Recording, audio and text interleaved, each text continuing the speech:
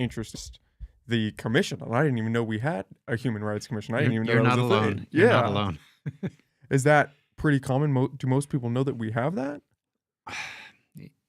If you're active in the community, especially around subjects like human rights, the answer would be probably yes. But the average person, no. So what exactly are the roles of the commission for people that don't know? What do you guys set up to do? What do you handle? How many of you are there? Okay. Yeah, well, the Board of Supervisors appoints the Human Rights Commission. And we are composed of 15 people, 3 from each of the first 5 supervisorial districts. So each supervisor appoints 3 generally. And we represent all parts of the county. The main purpose, but not the only purpose, is to advise the county on human rights issues that we think that they should be taking a certain direction on. The history goes back to the 1960s, the mid-60s, anti-war period and civil rights period. So that's where the origin came from.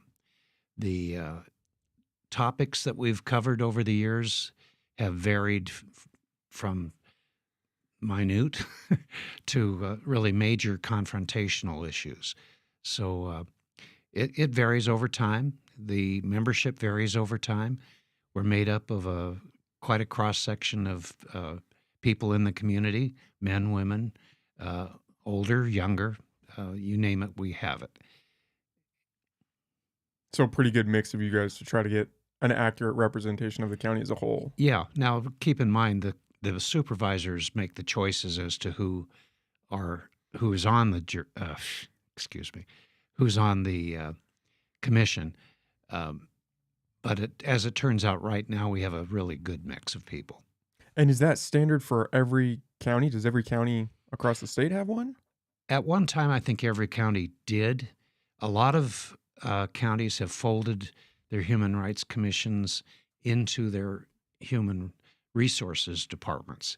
We're happy that we're separate because we're not a department of the county, so we can't be hired and fired by the county per se, whereas a human resources department could.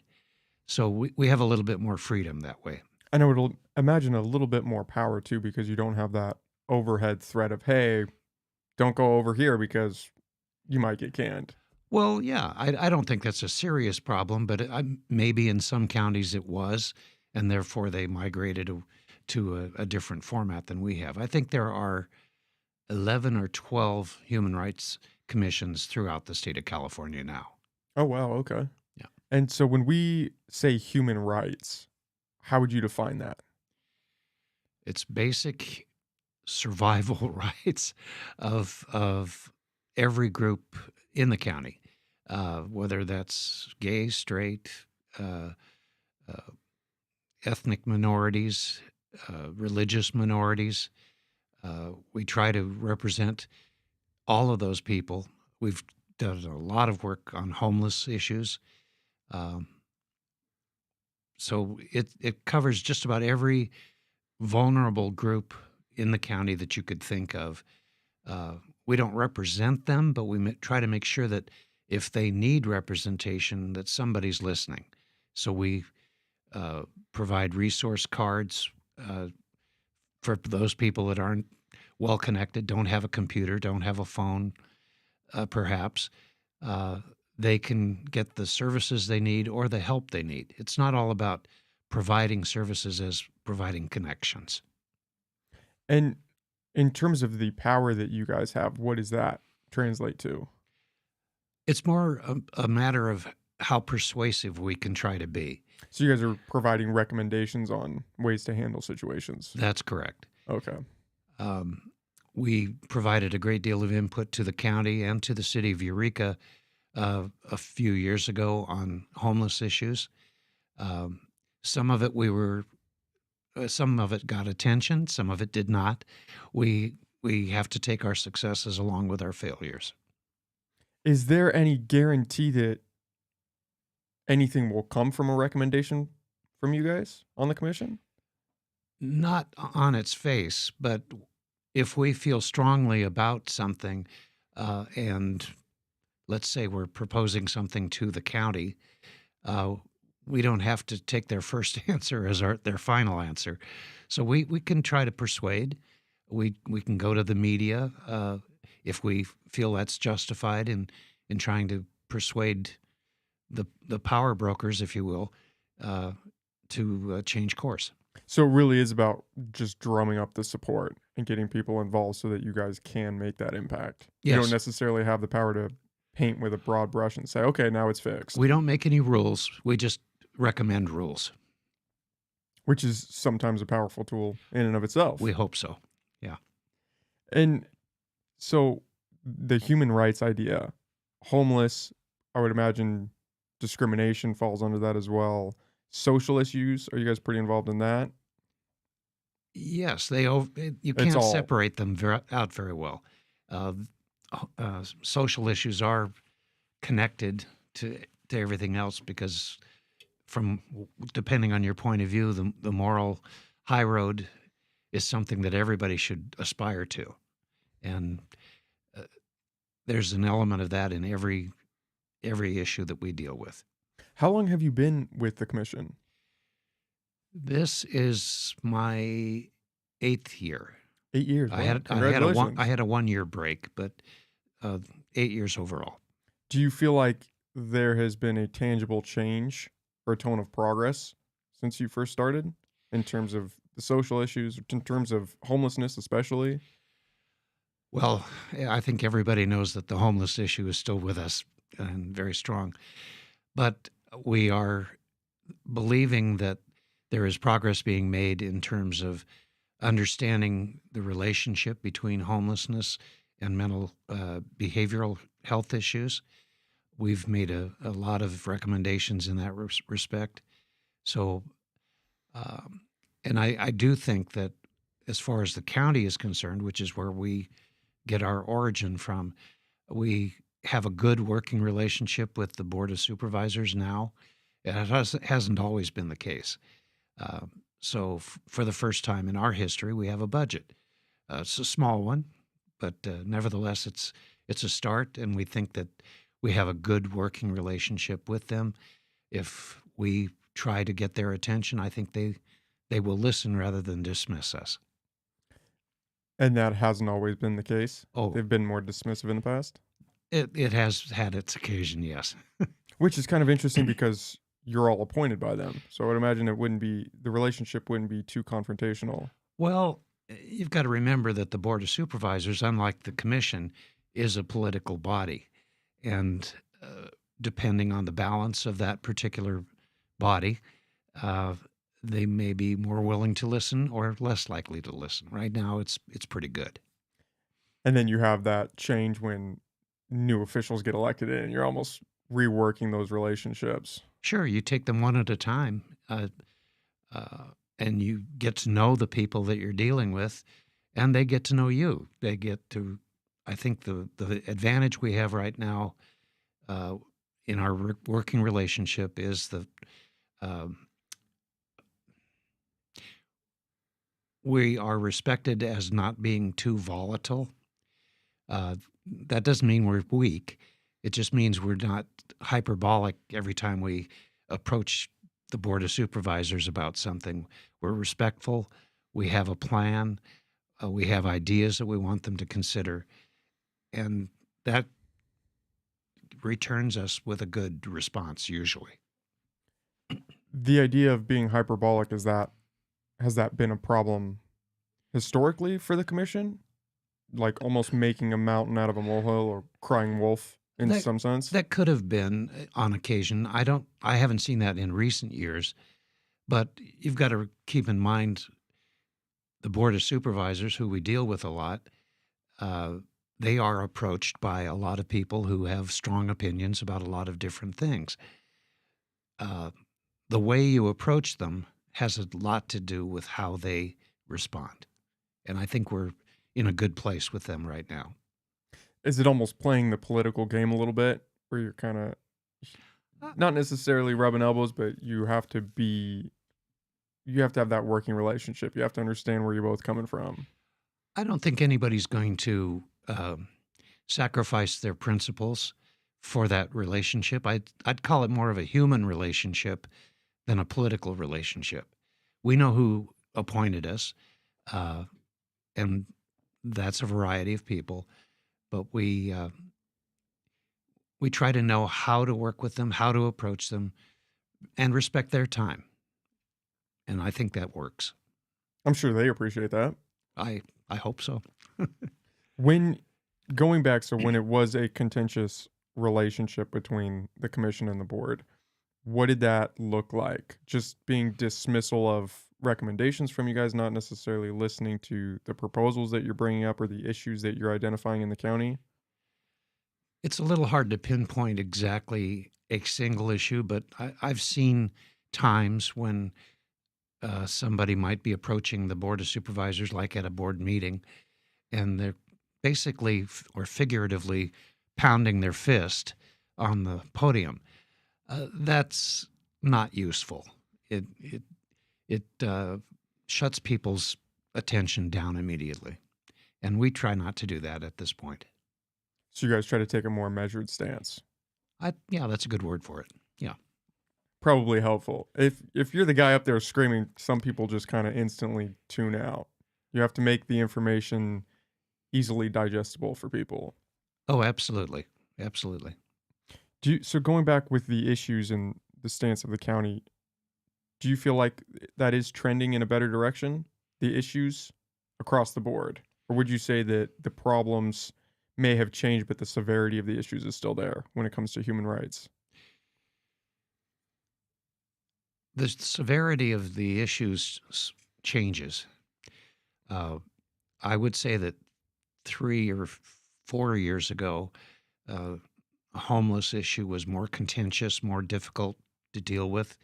The county's gotten a better grip on that right now, but there are new issues that have developed, and we're trying to pay attention to those issues as they change. Right now, there's a very polarized feeling in the community, uh, right or left, whichever way you want to look at it. And our goal is to make sure that everybody can be heard, but that they're speaking with respect and compassion for those people that they don't agree with. Is that half of the battle is just getting that understanding, that foundation of mutual respect there between different members in the community or different groups in the community? I think it's more than half. It's difficult because people sometimes form their opinions before they have all the facts. That's one thing. And some people are are prone to express those feelings very strongly. Uh, and when they're doing that, they're forgetting to listen to the other side.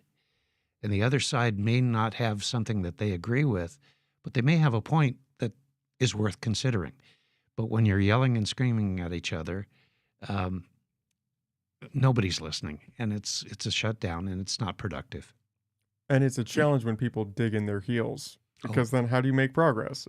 sure. Once you devolve into that screaming match, all bets are off. Nobody's changing their minds. Nobody's opening themselves up to new information. You become solidified in your stance. And this is what it is now. Oh, that's absolutely true, and it's unfortunate because in a small community like we live in this county, um, we ought to be able to work out most issues, no matter what your political background might be. Uh, we ought to be able to work those problems out thoughtfully and compassionately, with an understanding that yes, there, like it or not, there's two sides to every story. Sometimes three. You never know, and that's where we come in. We get uh, difficult chatter at times directed to us for even listening to other groups, the opposing groups. Let's put it that way. And Is that fair to us? I don't think it is. I think that we're trying to be even-handed, and we're trying to let both sides express themselves, but we ultimately want to make sure that nobody is expressing themselves at the expense of somebody else. Difficult chatter in the sense that people don't want you exploring a problem that was brought to your attention, or in terms of what? Sometimes that's the case. I can't think of a really good example right now, but um,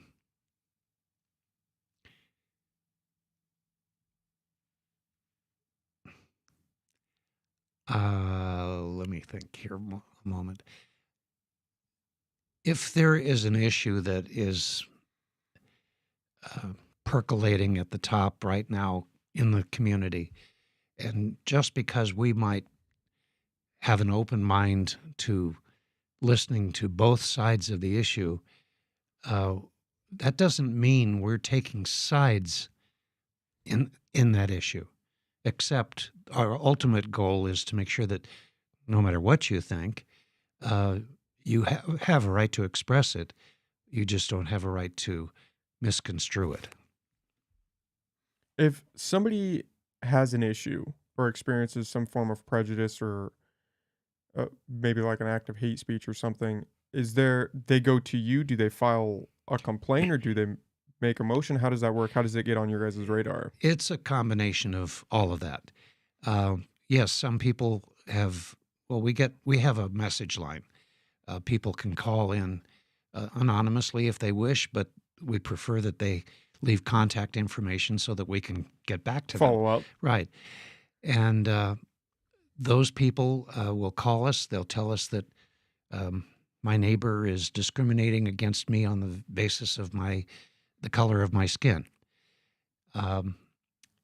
There isn't a lot we can do in that case, but we do try to find out if, first, have you contacted the police? Have they physically threatened you, or is it just verbal? We try to understand the depth of the situation first. Then we try to make recommendations to them as to how they should proceed. Some people approach us as representatives of groups that are active in the community. That could be a homeless group. It could be a political group. It could be a religious minority. Any of those things. If they think that we can provide leadership, especially where it applies to advising the county, they may approach us in our meetings. We can then decide whether or not to take action as we see appropriate. Do you guys have an investigative side of the commission, or a subcommittee that kind of looks into these accounts to try to get all the facts? We have about 7 or 8 standing, no, I shouldn't say standing, ad hoc committees that are always in place, built around the most pressing issues that seem to be top of mind at the time. Homelessness is one. Human trafficking is another. We have committees that are covering indigenous people, racial relations, religious bigotry. I know I'm leaving out a couple, but you get the idea. Those committees are always in place, and sometimes there's little activity on any particular one. Other times they're quite busy. So those subcommittees meet to try to recommend to the Human Rights Commission itself where we ought to go with this, or what we ought to do. In this case, we're considering having a meeting in the near future in southern Humboldt. Southern Humboldt is an area that's got a lot of issues right now. Homelessness has certainly been one of them, but now it's an economic downturn as well. We have held meetings there before, and we got a good turnout from the community. What we can exactly do, we don't know going in, but we can listen and try to understand. And now that we have a little budget, I said, we can afford to reach out to the Southern Humboldt community again and try to arrange a meeting, probably in Garberville, in the near future. Economic downturn because of the cannabis industry kind of I'm sliding. assuming it's mostly because of the cannabis industry. I used to work in Garberville at a supermarket, and it was the community seemed to be thriving pretty well then, but doesn't seem to be now. Yeah, from what I've heard, it's the structure of taxation that's been really messing with them. Yeah, I'm not an expert on Neither that am I. particular issue, but I've got enough anecdotal feedback from people to know that that's probably something that continues to need the board's understanding and action. And so your guys' role in that would just to kind of stop the slide or preempt the slide and help out the community members? Well, in that particular situation, if it's mostly an economic or a um, taxation type decision, we don't have much of a role there. But if the results of inaction are leading to more homelessness, um, more blight in the community, and then maybe more confrontation within the community, that's where we start to pay more attention. The human trafficking aspect is one that I think is rightfully scary for everyone. Mm-hmm. Is that fairly prevalent here in Humboldt? It's a lot more prevalent than we think. We've worked a lot with Empower, pow, Empower, Preserve, and I'm sorry, I can't remember the name. EPI. It's related to a local church, and one of the leading advocates there is a survivor herself, and she has been tirelessly working toward educating the public about human trafficking in Humboldt County primarily, to the point where they got bus advertising for a year and a half or so on the major transit buses to try to draw people's attention, give them a phone number that if they're being trafficked or if they know of somebody that is being trafficked, they have a resource that they can reach out to. They have a facility at the Salvation Army Center here in Eureka that allows people to drop in. They can stop in for things as simple as toiletries or just to talk, just to share their issues. Sometimes it's a housing issue. They can find an alternate place to live so that they're safe and not subject to the trafficking that they're experiencing. And so we've tried to support them. We had a $20,000 grant from the county, which has been used up now, but it was administered by the Humboldt Area Foundation, and it was doled out in various ways to support the anti-trafficking effort. And I think it's had some success, but that's a continuing issue too. Yeah, that's a battle that just doesn't end with the, drop of a hat. You can't just flip a switch and then human trafficking is over. No, and you have people that are perhaps parts of a vulnerable community in the first place, and because they're vulnerable, they're ripe pickings for somebody that wants to take advantage of them, and that can be male or female. They're not selective about that. Well, that's what you hear a lot with things like those homeless encampments, is that it's ripe with that because you have a bunch of people in these condensed areas that are usually kind of off the beaten path of the regular public. Officers aren't necessarily going back there all the time to protect those people. There's open drug use, and that kind of breeds this era of, well, maybe there's some trafficking going on back there too. We can speculate, but I would have to believe that's probably true. And the behavioral health element is also a factor. If you're not at your best, let's put it that way, you're more than likely a good candidate for somebody to take advantage of you. Yeah, especially that. I mean, if you're down on your luck, life is not going your way right now. You're just trying to get through the day.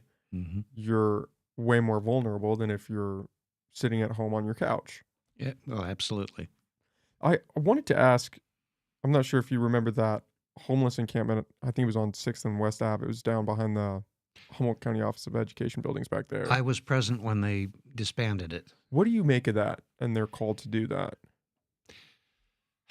Well, it's a hard balance because you have property rights, which obviously I believe that was Office of Education property, uh, and you have the human element.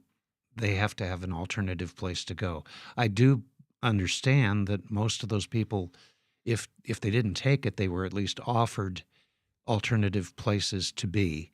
Uh, are they always the most desirable? Probably not, but uh, at least services were provided, and in some cases, transportation was provided so that they could relocate.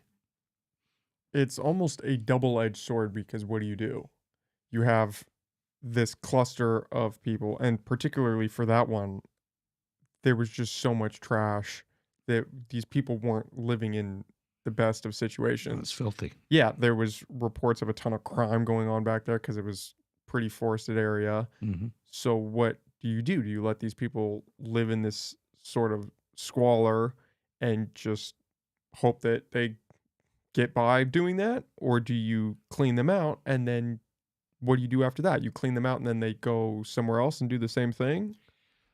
There's no plus in it for the community to just keep moving them around, but there is a plus in the community for having some kind of a plan on the part of whether it's the city of Eureka or Arcata or the county outside the cities.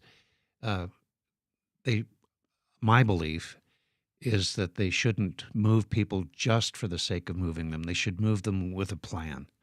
Uh, uh, may that plan always be adequate? Perhaps not, but um, just to roust people up doesn't seem to me to solve anything. Well, it doesn't solve anything, No, right? You're no. just restarting the program. Yeah, 'Cause somewhere else. you move them out of this area, you clean it up, you pack all the trash out, you try to get these people help, and then they move to another spot and the cycle repeats. And then you go in there and you clean it up and you move everybody out and then it just we're playing this cat and mouse game of, Hmm. well, we'll do this today, wait a couple months, and then we'll go back in and do it again. Yeah, and it's kind of coupled to the housing issues in the county as well. There's a lot of apartment building going on right now. We see it throughout town. You can't be absolutely sure that that housing is going to be something that a homeless person is going to take advantage of for a variety of reasons. It could be mental health, it could be addictions, it could be lack of trust for organized communities. It could be a lot of different things. So it's going to take a lot more than just building new apartments, even if they're low cost apartments. It's going to take a lot more than that to solve the problem. It may help, and I'm sure it will, because if you have affordable housing, uh, that's going to reach some of those people that are right on the edge right now. Do you yourself have an idea of what a better plan would look like in this cycle that we're on? Like post, so say you do go in and move them out. Do you have an idea of what a beneficial next step would be for just letting them repeat the process? Well, personally, I don't have one to bring up right now, but I think I'll go back to the point that any plan that involves moving people or trying to get them out of where they are needs to be accompanied by a well thought out set of alternatives. Without that, none of the rest matters. Well, and one of my big problems with, I think, government in general is just the lack of a desire to turn the ship when we hit an iceberg. You know, this is a problem. You know, what we're currently doing isn't necessarily working. So maybe we should pivot and start a new process and see, okay, let's try this other way out and see if this works. And at least from my layman's perspective, it seems like a lot of problems that we face, we just keep running into the same wall and then hoping somehow magically that we're going to break through it. Government is by nature a bureaucracy, and there's always money involved, whether that's state money or federal money or local money. And there are usually stipulations on how that money can be spent. And when it's accepted by the county or a city, um, it's understood that you're going to have to play within this particular set of rules. Uh, it makes it hard when you're a bureaucrat or a politician, depending on which choice of words you want to use. It's hard to pivot and turn that ship around and say, you know what, this just isn't working anymore.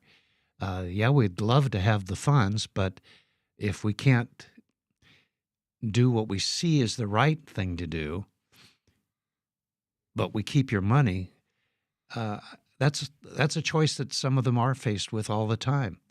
Uh, the commission isn't faced with that choice. We can say, look, this just isn't working, and you need to consider an alternative way to go.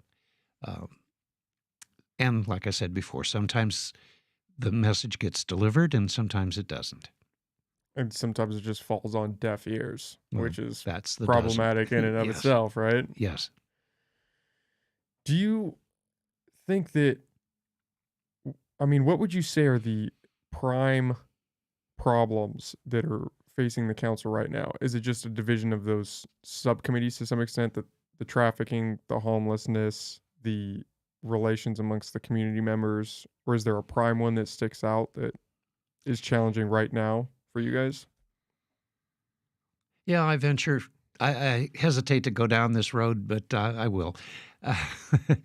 Uh, right now, it's the level of discord in the community. That's kind of a general thing, not on any particular committee's agenda per se, but we have generally worked under the radar most of the time in the community. It's unfortunate that a lot of people in the community don't know what the Human Rights Commission is. But if you're coming at it from the point of view of an activist or somebody with a political agenda or something like that, you do pay attention. And all of a sudden, we find ourselves at the center of issues that we never really expected to be. And that's unfortunate because what we were talking about earlier with some of the people who aren't listening, if they aren't listening, it doesn't matter what you say, but you still have to keep trying to say it. I hope I'm not talking in circles there, but the dialogue in the community is important, and it's not particularly positive right now. So we find ourselves playing defense on things that we shouldn't feel we need to. For instance, the county of Humboldt recently passed an anti-hate speech resolution about 2 or 3 weeks ago. I happened to be present at that board meeting. I wasn't there officially at all, but I was quite pleased with what they said. I didn't see it as controversial. Others did. And now the commission wants to take a position on either praising or correcting what the board has put out there. I have a feeling I know how that'll turn out, but we'll go through the process and talk it through. Just because you are against hate speech, I think most of us understand what that sounds like, doesn't mean you are against people speaking up for what they believe. It's when that speech and when that belief becomes damaging or hurtful to people who have done nothing wrong, that's when we are concerned. The resolution against hate speech, that was in reference to the Lost Coast populist uh, their little setup where they had those anonymous kind of posts sent to the board, correct? Yeah, and I want to make it really clear when I personally spoke, I didn't I really didn't care about how they got to the point where they created the hate speech resolution. To me, a lot of that was just noise. I was commending the Board of Supervisors for the basis of what was in the resolution. It wasn't talking about anonymous sources or anything like that. It was talking about the discourse in the community. That is what I supported. I still favor it. But it wasn't because you could get into the weeds on how they might have become aware. I think the Board of Supervisors was aware that something was in order from them long before that particular kerfuffle took place. Because of a rise of hate speech against Well, members in the public, or just a general sense that tensions were the rising? Board of Supervisors has been getting peppered with some regularity uh, on those kinds of issues. And so is the City Council, especially Eureka. And so they're they're aware that these problems exist, and I think the uh, the issue that you were mentioning just happened to push them over the finish line to finish up the resolution. I think they probably would have done one anyway. Regardless of getting that. It was just the I straw really, that broke the camel's back. I think that's exactly right. The idea of kind of casting out hate speech but not disallowing people's right to speak their mind in some sense, is that a difficult line for you guys to walk?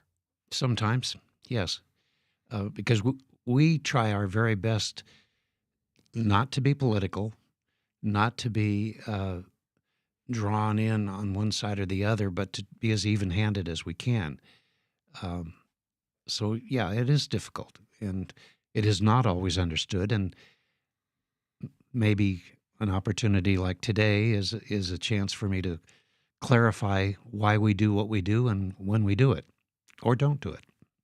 Well, and it must be challenging in the day of the internet and social media, because a lot of the backlash that I've heard in reference to the board's motion against hate, right, or the resolution against hate, is that it seemed counterproductive in some sense, because if you take into account that it was this anonymous source initially, if you take that into account, people feel that, well, the internet is full of just crazy people saying crazy things just to get a reaction out of people. This idea of trolling, of baiting people to kind of lead them in, and then you kind Sure, of I agree with diss that. on them. I think that's true. But again, going back to what was in the resolution, I think as a standalone document, there, I don't think there should have been anything that anybody should have been concerned about, except to acknowledge that hate speech exists, generally speaking, and that it's not something that we should condone. Do you think that the message of that was kind of clouded by, again, that source? That it would have been more powerful had the board just come out and said that prior to that incident, or on a more solid incident of something actually happening in the community with people that you could identify and point to and say, hey, this thing actually happened? Almost like a stronger foundation. Or does it not Well, I matter in your think mind? that the the reaction to the resolution would have had a lot less steam had it happened independently. Because how would you attack it if you could Yeah, point to an instance and say, this is why we did that? right. I think that's true.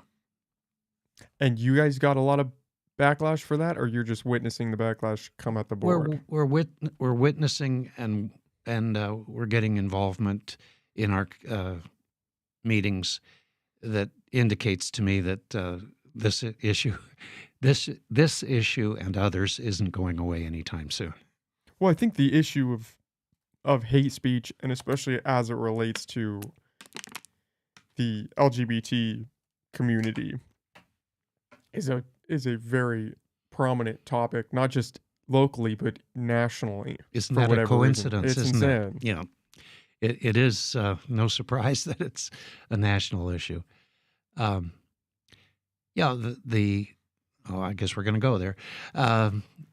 The whole issue of drag shows, drag performances. I happen to be a gay man. I went to my first, what I thought was going to be my first drag show at College of the Redwoods a few weeks ago. It wasn't really a drag show in the traditional sense that I pictured, but it was well attended. I came away from it wondering, what the heck is this all about? Have there ever been examples where something inappropriate was done, perhaps with children around? I'm sure that's probably true, but as a general rule, is it that big of an issue? I didn't see that it was, and I saw some people there that were not happy with it. I don't think they saw the show though, so it was pretty benign as far as I could tell.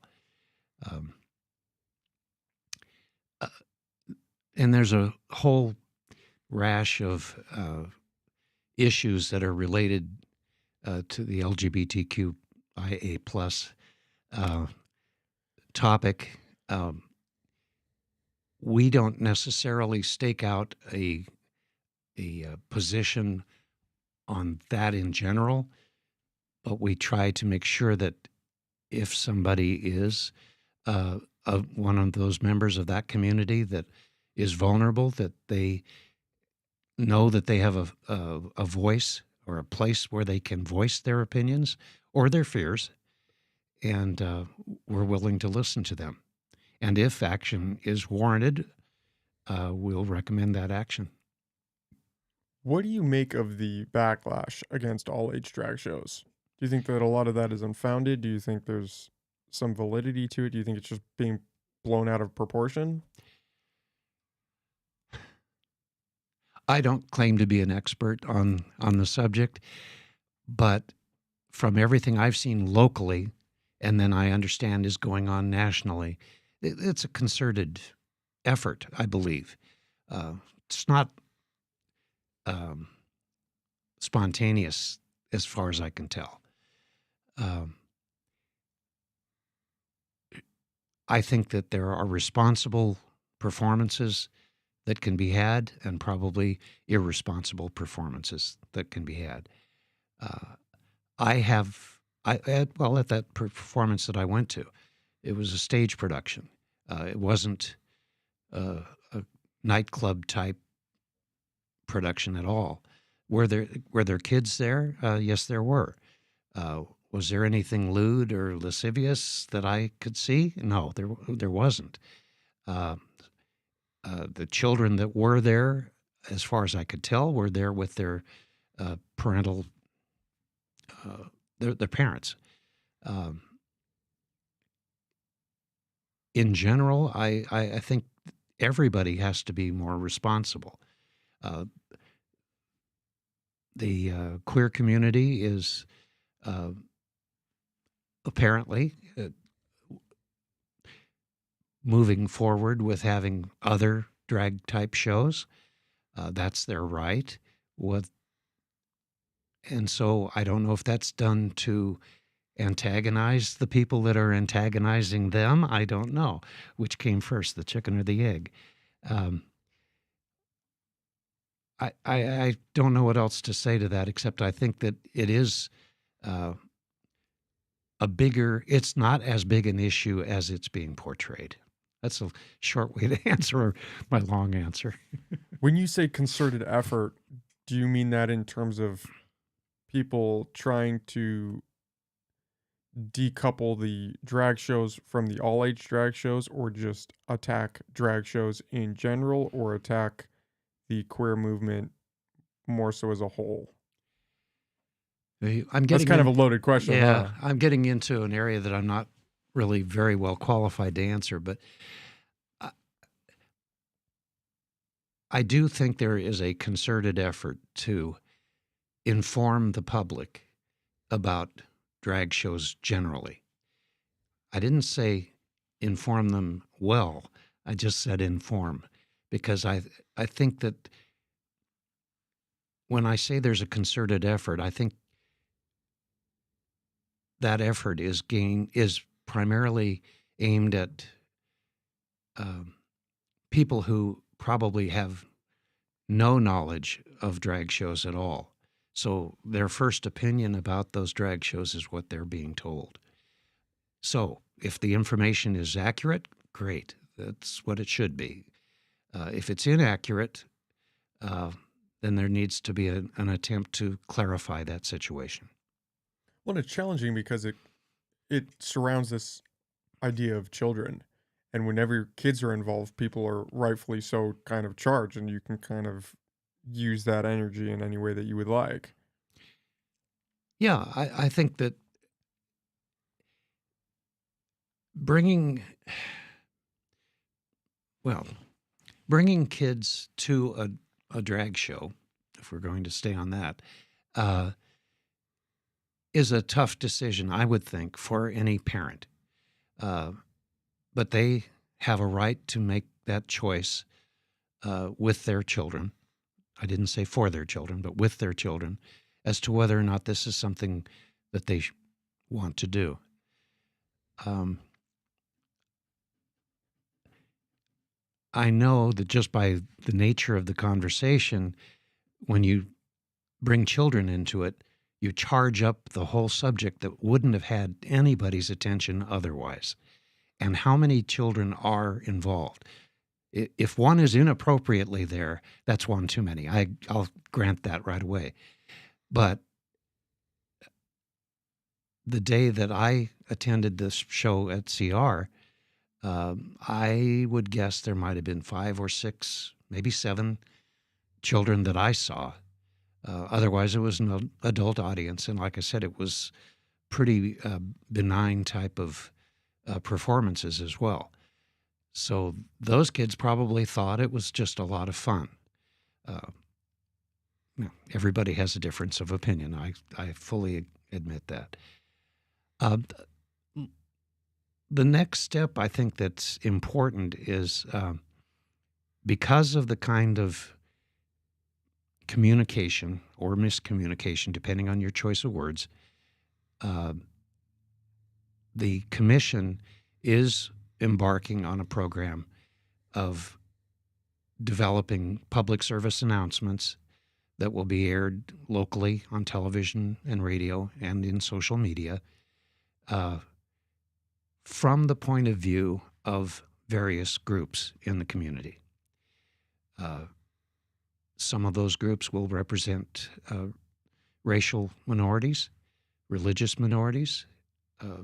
Some of the groups we've been talking about just now will be speaking their truth, the way they see it, to a camera with a brief message. And the whole point is Humboldt, better together. We'd like to make this a positive effort, not a negative effort. So we're not out to attack anybody, but we're trying to better inform people of what it's like to be part of a religious minority, for instance. It doesn't matter what somebody tells you they believe or what their history is. It's better if you hear it from the people themselves. And that's what we're trying to do. We're in the process of developing this now, and it'll be airing probably in 1st of July. And so these PSAs, they're going to cover a wide variety of topics from the perspective of those people who are directly Yes, being presented the with those speakers problems. will be people that are part of those various groups. Ultimately, we've identified about 15 different groups, some of which we've talked about a little bit here. Some have signed on immediately to express their views, and we're working on the content now.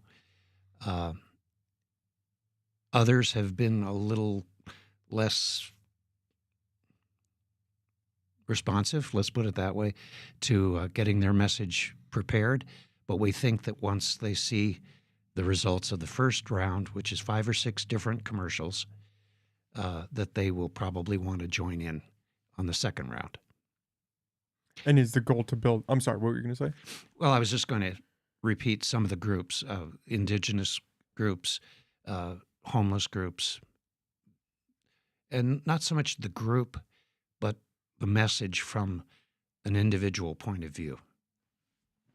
And is the goal with that just to disseminate the individual story, or to make a sort of broad appeal to the general public in terms of understanding these people?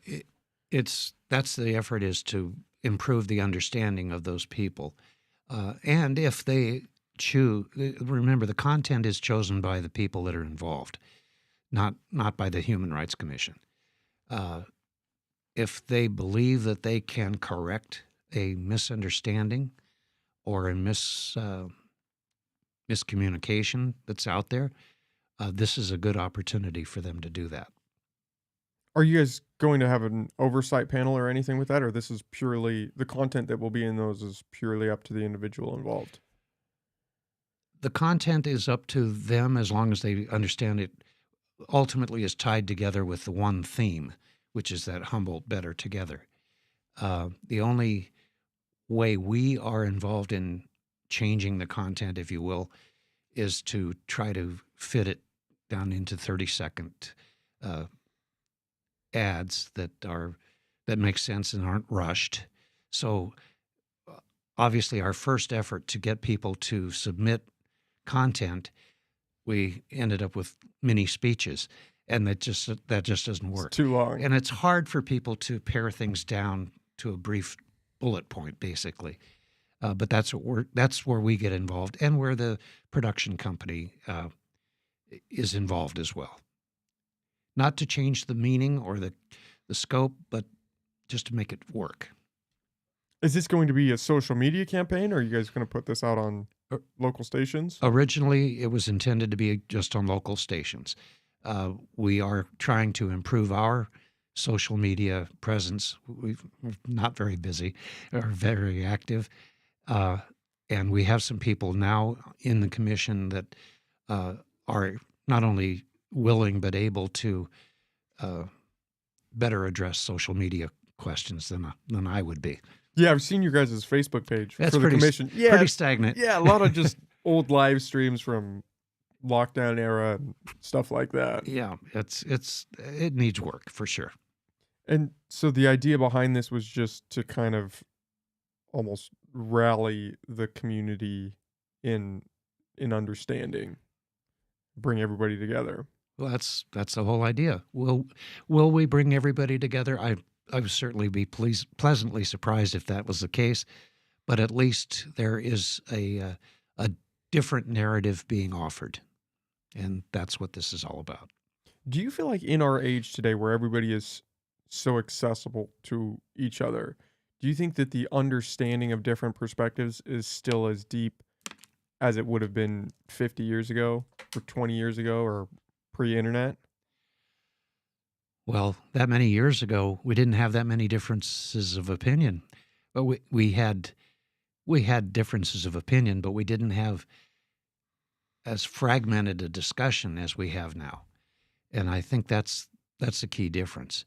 The internet, when I was growing up here in Eureka, I don't want to date myself too much, but we had one television station for many years in my life.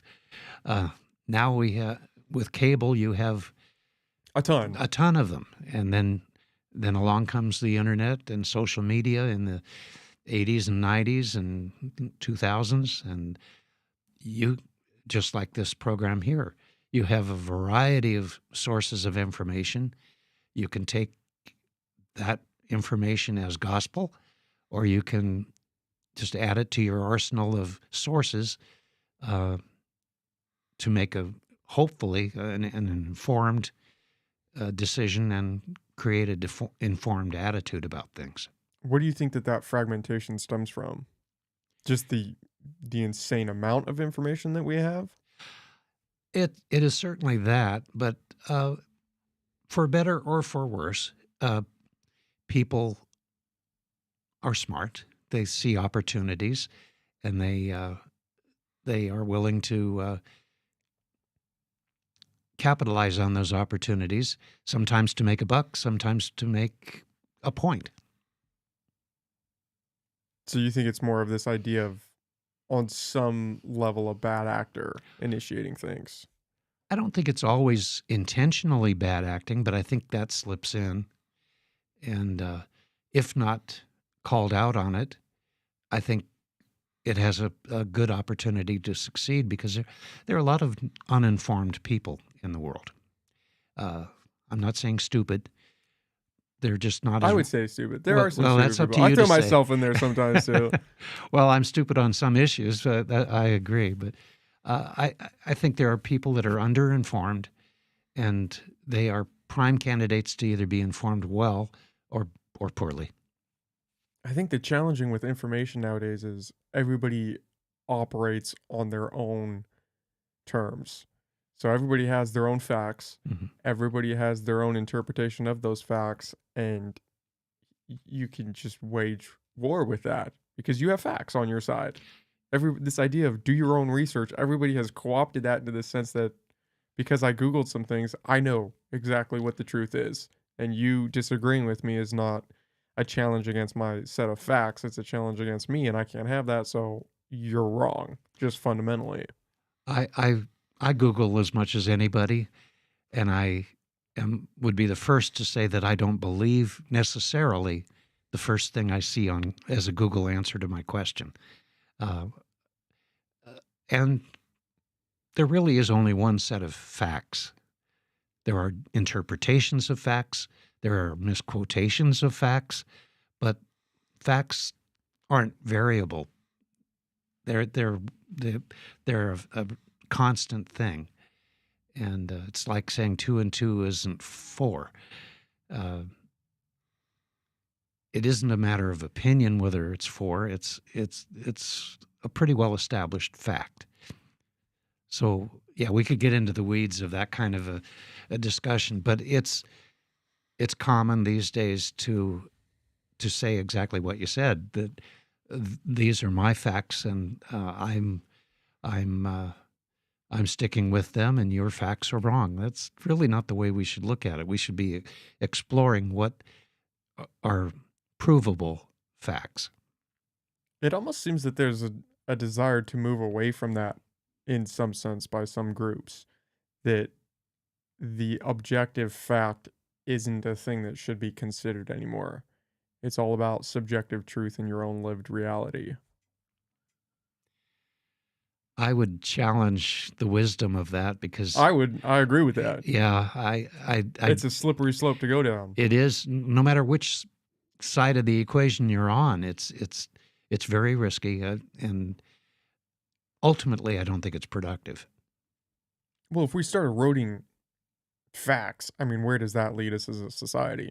If we can't agree on a set of objective truths that are just that, are objectively true, that you can argue against if you'd like, but it's kind of a mute point because they're established. This is, we know without a, like gravity, nobody's arguing against gravity. You have people arguing for flat earth, which you could throw that out there as an objective truth that it's not, but you have people arguing it. But things like that, if that extrapolated out into society as a whole, where do we go? We just evolve into chaos. If we can't, how do we have an open discussion if we can't have this foundation of truth that underlies it all? No, I agree. We have 50 states in the United States of America, plus some territories. There might be a state or two that wishes they weren't part of the United States, but they are. That is a fact. And I wish we could expand that acceptance of fact to a wider range of subjects. But when you get into, well, back to where we started, social issues uh, or issues that affect vulnerable people, um, it's more challenging to get consensus on that. And I would imagine it's more challenging for the commission to step into some of those issues in terms of if you have people utilizing free speech to protest things and those things are marginalized groups, where is the line between, again, using your free speech to protest versus it becoming an act of almost hate speech in some sense? Because That's you that have these politically charged activists on both sides nowadays, right? sure. That's difficult. Um, it's a moral decision on each person to evaluate themselves. If they're not willing to evaluate themselves, that's a different story.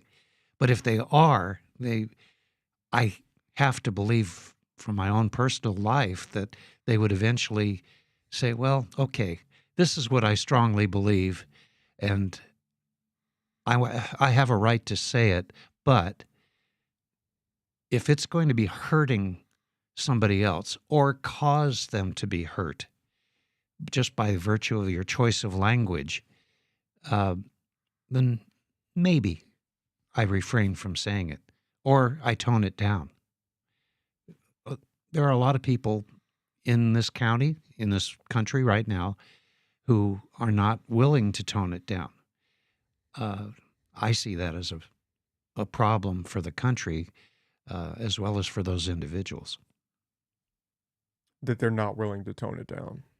Yeah, or even consider toning it down. I think if we won't even have that conversation with ourselves, how can we have any conversation with anybody we disagree with? It has to start with yourself. And a lot of people haven't given it that much thought yet. Do you think that free speech line, the free speech to hate speech, is a spectrum of sorts, or do you think there's a hard line where it crosses? And especially in regards to protests, do you think that there's this like a finite moment or a finite phrasing or something of that sort, or it's a little more gray zone? I'm afraid it's probably a little more gray zone.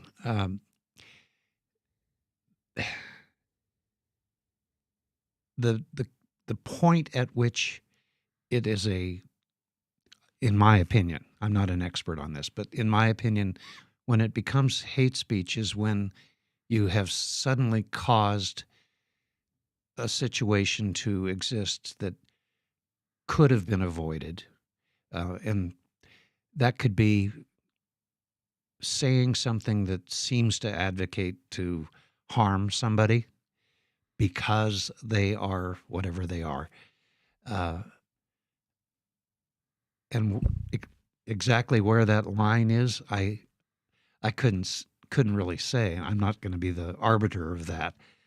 But I think in general, we have norms in society that tell us, okay, this is going a little too far. And exactly where that is on that spectrum, I couldn't say for sure. But I think we all kind of know it when we're there. And I've seen literature distributed in the community that was definitely hateful. And if you took it at face value, you would have definitely seen it as a violent threat. And there's no question in my mind that that is hate speech, whether it's printed or whether it's vocalized. Is it challenging in the sense that when it's open to interpretation like that, it opens up this whole other world because one person's interpretation of hate speech, if we're interpreting it not necessarily at face value, but more of a feeling you get from it or the ability for it to lead somewhere further down the road. Well, the sticker that I was referring to was something that was distributed in McKinleyville on the Hammond Trail. It was attached to some benches along the trail, and it was anti-trans literature. There probably could have been something printed and put up, but a lot less interesting, that didn't portray a baby with a hammer to its head. And that was anti-trans? Was there Anti-trans, implying they should be dead. a baby? A baby. Was there... I don't understand the connection of a baby with its head bashed Oh, into excuse trans. me. I shouldn't have said baby. Young child. A young trans child. Yes, correct. Okay, correct. okay, because I was trying to figure out how the baby... I was like, whoa, first No, off, no, baby with its head bashed in is bad enough, but how does that jump to No, trans? I apologize. That Okay. was not correctly worded. Without that hammer, I think you could have argued that that was free speech. Still could have been in bad taste, but not harmful. But the hammer, it adds that element of either advocating that that be done, or to some person that's not playing with the with all of society's morals, they might see that as a green light to take some other action similar. That's poorly phrased, but No, but I completely understand the sentiment. It's definitely a messed up sticker. I mean, if we're on, I mean, yeah, that's problematic. But if we're on the idea of trans, the counter to that would be there are people who say dead naming is an act of hate speech. dead naming. Oh, dead naming is, so if a person transitions and they adopt a new name or they come out with this new name, okay. referring to them as the name that they had before transition. And the point, I'm missing the point. They would refer to that act as hate speech. So say I transition and I transition to a girl and I'm now Sally. If you refer to me as Nick, that's an act of hate speech. So it gets a little dicey, right? Because now we start going down this rabbit hole of interpretation and feelings. Yeah, it's interesting. You should even bring that up, because last night at our Human Rights Commission meeting, we had a presentation on pronouns, and most of the commissioners are 50 and up, so we're not as well. A little bit of an education lesson. Yes, it was, and for some of the commissioners, it was old hat. They knew exactly how to handle it, because in their own lives they might be living that, and don't accept the traditional pronouns that you would think would apply to each of us. So it was an education, absolutely, and I hadn't heard that particular term before, so it was new to me. Well, the pronouns is right up that alley. They would say that if you don't refer to a person with their preferred pronouns, that is also an act of hate speech, because you're not identifying this person fully or how they choose to be identified. Yeah, that sounds like a stretch to me, but I would think. Yeah, but we did discuss, sort of related, what if you accidentally refer to a she as a he for whatever reason? Is that hate speech, or is that just something where when you are made aware of it, you realize, oh, I'm sorry. You say you're sorry and move on. It doesn't have to be hate speech, I don't think. Did the board did you guys come to a final stance last night on the pronoun topic? This was proposed. It wasn't a proposal. It was a presentation by a student here in the area that has done a lot of PowerPoint presentations about pronouns. And so we wanted to learn more about it. A number of us we have name cards on the desk, and we adopted the appropriate pronouns for ourselves. And it varies. It's all over the map as far as how people did it. Some people chose not to choose any pronouns at all. There's no right or wrong to it. It's just what you feel best represents you and is most respectful to those people that you're dealing with. What do you think that stems from? The pronouns? Yeah, the emergence of things in that realm. The idea of these signifiers that you need people to acknowledge and to have expressed.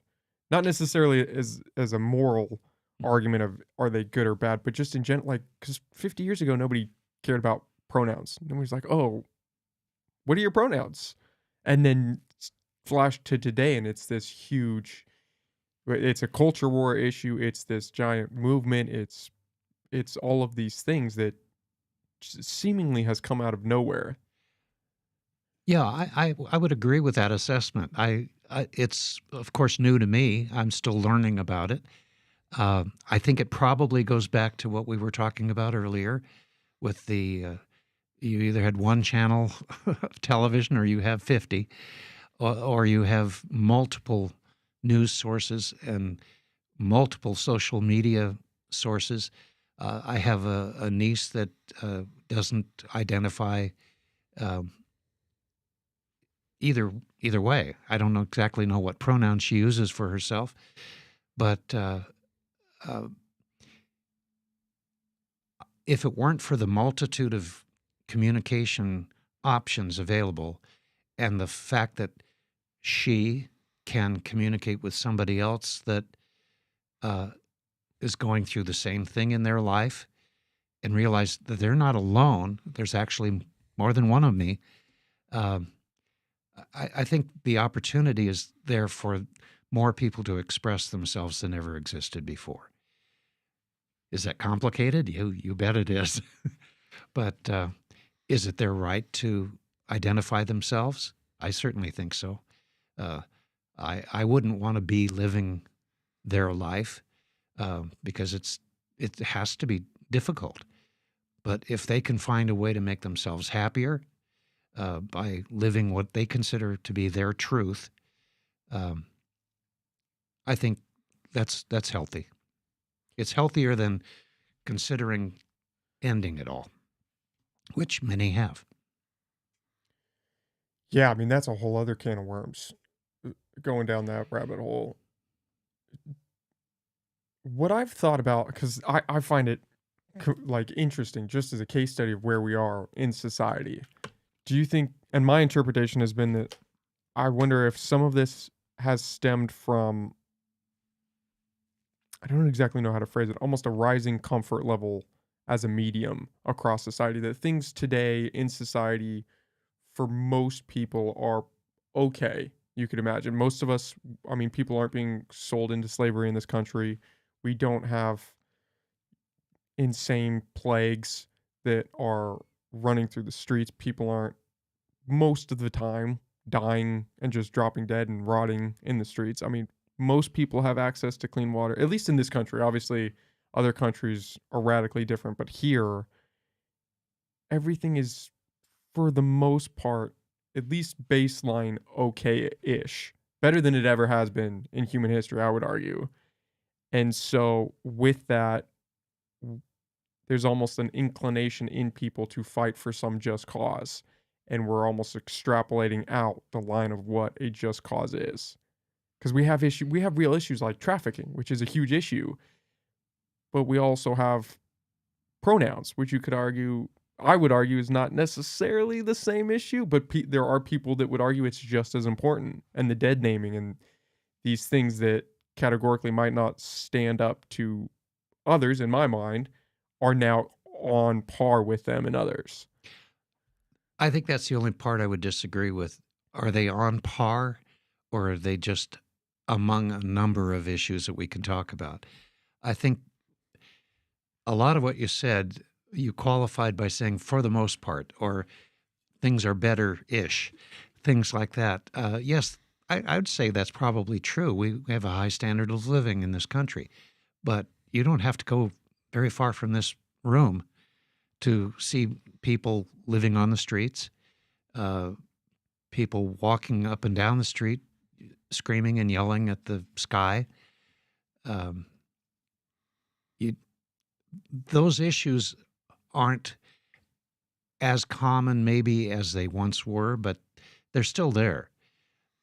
What am I going to be the most concerned about personally? Uh, the homeless person that, despite all their best efforts, can't find a place to sleep if they're choosing to, or worrying about pronouns.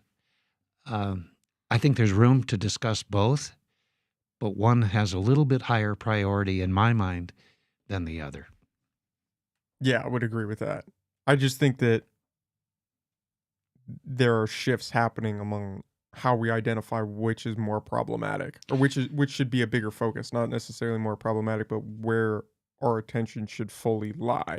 And I think that shift is kind of fascinating to watch as a guy almost just coming on the scene and actually starting to pay attention to how the world works. Yeah. No, I agree. It's shifting, and we have to be aware of that shift and decide individually and collectively whether that shift is healthy or not healthy. And, or is it a distraction that we could avoid if we wanted to? Okay, well, Jim, this was a lot of fun. I appreciate you coming on and talking with me. Well, this went in directions I wasn't exactly sure it was going to go. You and me both. I see you brought some pamphlet. Did you have anything you want to add here before No, we I wrap just up?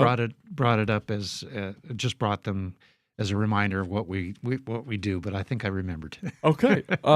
Really, I appreciate you coming on. This was a lot of fun. Do you want to plug where people can find you, where they can find the Human Rights Commission, Sure. all of your guys' stuff, your social medias, anything like that? Sure. We have a Facebook page for the Humboldt County Human Rights Commission. As we said earlier, it's not the most active in the world, but we're going to fix that. We have a web page on the county website at humboldtgov.org. All you have to do there is look under boards and commissions, and you'll find the Human Rights Commission. And if you have a serious personal issue that you think we can help you with, and you're willing to leave your name and number, we have a phone number that's 707-268-2548.